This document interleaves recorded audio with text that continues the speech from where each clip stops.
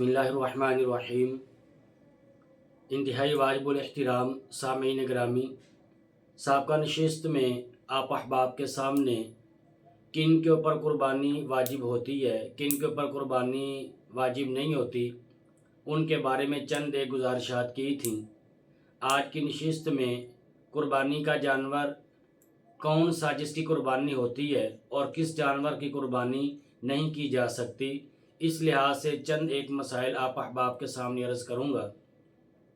सबसे पहली बात तो ये है कि कुर्बानी का जानवर ये देखने में खूबसूरत हो, सेहतमंद हो और खस्सी जानवर हो। जिस जानवर के अंदर ये तीन चीज़ें पाई जाती हों तो उस जानवर की कुर्बानी करना ज़्यादा अफजल और ज़्यादा बेहतर है। और फिर कुर्बानी का जो जानवर है उसकी उम्र कितनी होनी चाहिए। अगर आपने कुर्बानी के में ऊँट को ज़िबा करना हो, ऊँट नर हो या मादा हो, इसकी उम्र पूरे 5 साल का होना ये ज़रूरी है। इसी तरह अगर आपने गाय या भैंस की नर हो या मादा हो, अगर उसकी कुर्बानी करनी हो तो उसके लिए पूरे 2 साल का होना ये ज़रूरी है। अगर आपने बकरा या बकरी की कुर्बानी करनी हो तो उसके लिए पूरा 1 साल का गुजरना ये ज़रूरी है। इसी तरह अगर दुम्बा है या मेंढा है और भेड़ है, इसमें नर मादा अगर इसकी आपने कुर्बानी करनी हो तो इसके लिए भी 1 साल का होना ये ज़रूरी है।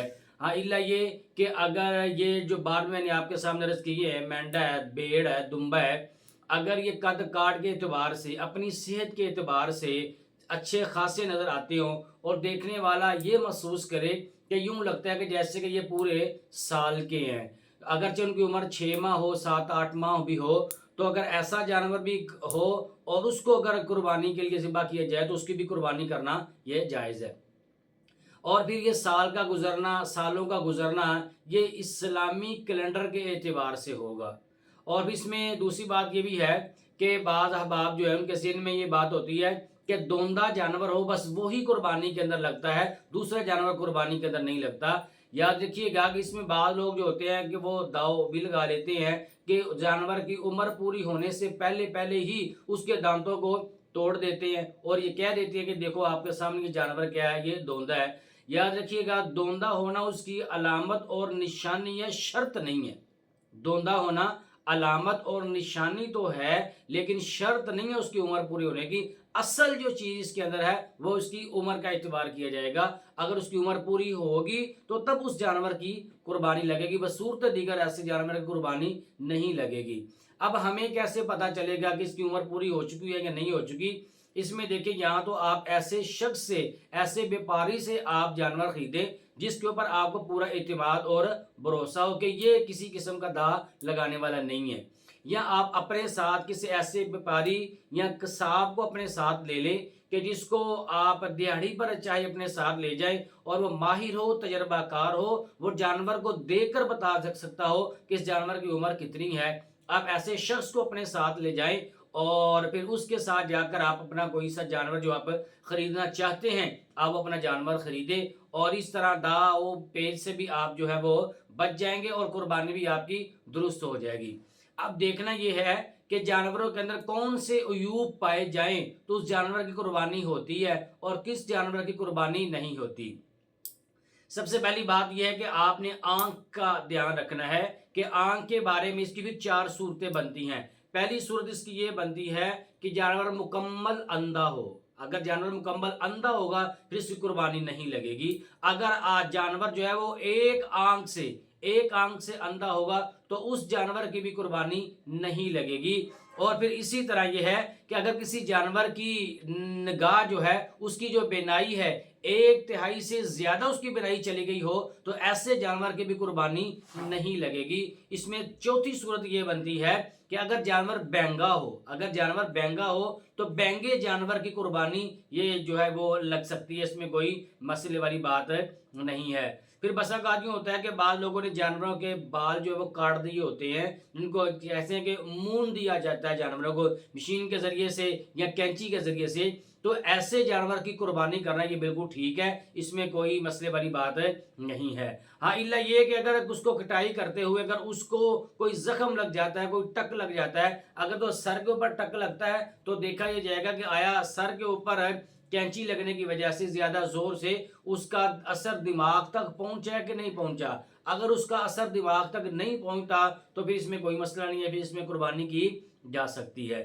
پھر دیکھا جائے گا کہ اگر آپ نے قربانی کا جو جانور لیا ہے، آپ نے مادہ لی ہے، تو مادہ کو دیکھا جائے گا تو اس کے 4 تھن ہوتے ہیں، بٹ جو بڑا جانور ہوتا ہے اگر 4 تھنوں میں سے اس کے 2 تھن خراب ہوں، 2 تھنوں میں اس کا دودھ نہ آتا ہو، تو ایسے جانور کی قربانی کرنا یہ ناجائز ہے، یہ اس کی قربانی کرنا جائز نہیں ہے۔ یا پھر یہ ہوگا کہ پیدائشی طور پر گائیں بھینس کے پیدائشی طور پر ایک یا ایک سے زیادہ تھن نہ ہوں تو ایسے جانور کی بھی قربانی کرنا جائز نہیں ہے۔ یا تو یوں ہو سکتا ہے کہ اس کے تھن تو چاروں موجود ہیں، تو اس کے چاروں تھن موجود ہیں، 3 کے اندر دودھ آتا ہو، ایک کے اندر دودھ اگر نہ آتا ہوگا تو پھر اس کی قربانی کرنا یہ جائز ہو جائے گا۔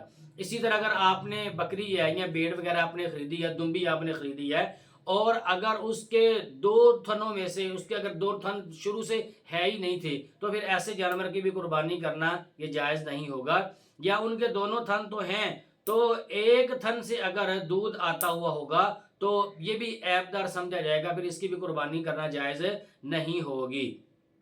آگے پھر آپ نے دیکھنا ہے کہ اس کی ٹانگ کے بارے میں دیکھا یہ جائے گا کہ اتنا لنگڑا اگر جانور اتنا لنگڑا ہو کہ اپنی 4 ٹانگوں کے اوپر وہ وزن 3 ٹانگوں کے اوپر وزن ڈالتا ہو اور 4تھی ٹانگ کے اوپر بالکل ہی وزن نہ ڈالتا ہوگا، ایسا جانور یہ بھی عیب دار ہوگا، اس کی بھی قربانی کرنا جائز نہیں ہوگا۔ اگر اس کی 4 ٹانگوں میں سے کوئی ایک ٹانگ جو ہے وہ زخمی ہے، وہ لنگڑا کر چلتا ہے اور اپنی جو ٹانگ اس کی لنگڑی ہے اس کے اوپر بھی سہارا لگاتا ہے، اس کو بھی زمین کے اوپر لگاتا ہے، تو پھر ایسے جانور کی قربانی کرنا یہ جائز ہو جائے گا۔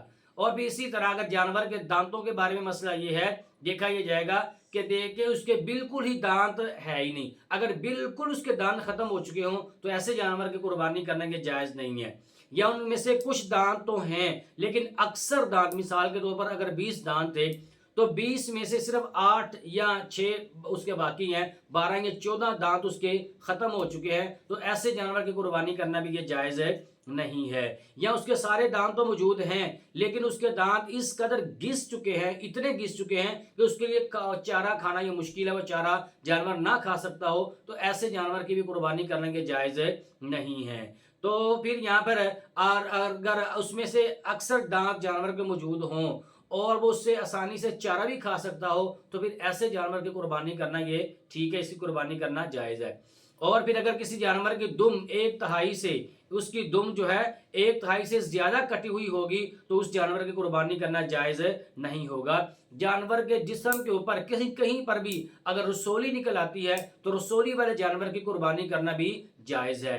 اسی طرح اگر کوئی جانور اس کی زبان ہے، وہ اس کی زبان بھی 1/3 سے زیادہ کٹ چکی ہو اور اس کو یہ چارہ چرنے میں مشکل پیش آتی ہو تو ایسے جانور کی قربانی کرنا بھی جائز نہیں ہے۔ جانور کے کس جسم پر جو سر پہ سینگ ہوتے ہیں، اگر بسوں کا جانور جو آپس میں لڑنے کی وجہ سے یا کسی طریقے سے بھی جانور کے مکمل سینگ جو ہے وہ سینگ اس کے ٹوٹ جاتے ہیں، پھر دیکھا جائے گا کہ سینگ کے ٹوٹنے کی وجہ سے اس کے دماغ کے اوپر اثر پڑا ہے کہ نہیں پڑا۔ سینگ کے ٹوٹنے کی وجہ سے جانور کے دماغ کے اوپر اگر اثر پڑ جائے تو ایسی صورت میں اس جانور کو قربانی کرنا جائز نہیں ہوگا۔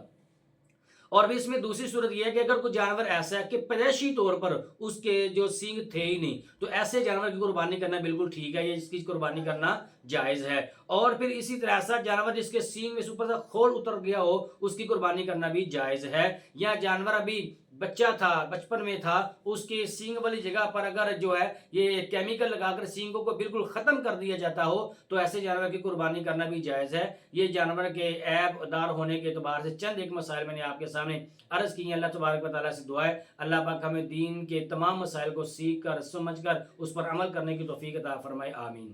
وہ راتوں کو خلوت سے معمور سجدے، وہ لمبی رکعتوں سے مسحور سجدے، وہ سجدے محافظ مددگار سجدے، غموں کے مقابل عطردار سجدے۔